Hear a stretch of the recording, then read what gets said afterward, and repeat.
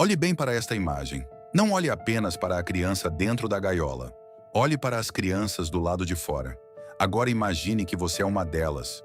Você nasceu naquele tempo, cresceu vendo aquilo. Os adultos à sua volta não demonstram indignação, não demonstram revolta, não tentam libertar ninguém. Eles sorriem, conversam, seguem suas vidas normalmente. E é justamente isso que torna esta fotografia tão perturbadora, porque ela nos lembra que o racismo não começou com insultos, não começou com leis, não começou com segregação. Ele começou quando milhões de pessoas foram ensinadas a olhar para outros seres humanos e não enxergar humanidade neles. Durante séculos, homens, mulheres e crianças africanas foram exibidos em feiras coloniais e nos chamados zoológicos humanos.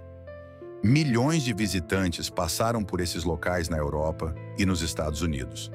Pais levavam os filhos, professores levavam alunos.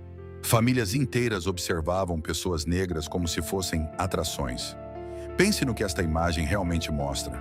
Não é apenas uma criança numa gaiola. É uma sociedade inteira ensinando seus filhos a enxergar aquela criança como algo diferente deles. E quando uma geração ensina isso à próxima, o preconceito deixa de ser apenas uma opinião. Ele se transforma em cultura. Pense nas consequências disso. Uma geração nasce, outra cresce, outra envelhece, outra morre, todas aprendendo a mesma mensagem, que algumas pessoas eram superiores e outras inferiores. Agora imagine quantas gerações foram necessárias para construir essa mentalidade. A escravidão transatlântica durou cerca de 400 anos.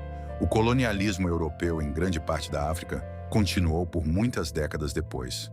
Foram séculos ensinando que algumas vidas valiam mais do que outras. Séculos transformando preconceito em cultura, em política, em religião, em ciência. Agora compare isso com o tempo de liberdade.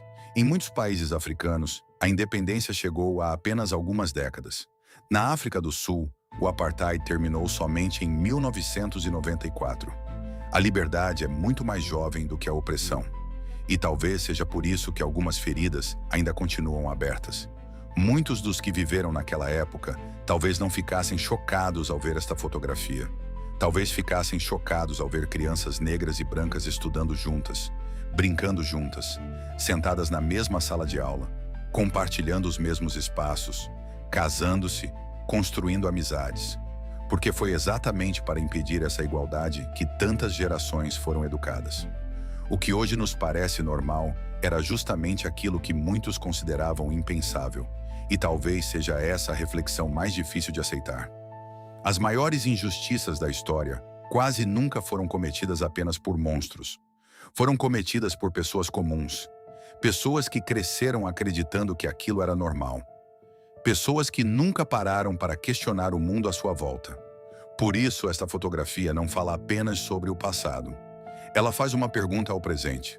Se uma sociedade inteira foi capaz de olhar para uma criança numa gaiola e achar aquilo normal, quais são as injustiças do nosso tempo que estamos aceitando hoje e que as próximas gerações olharão com o mesmo horror?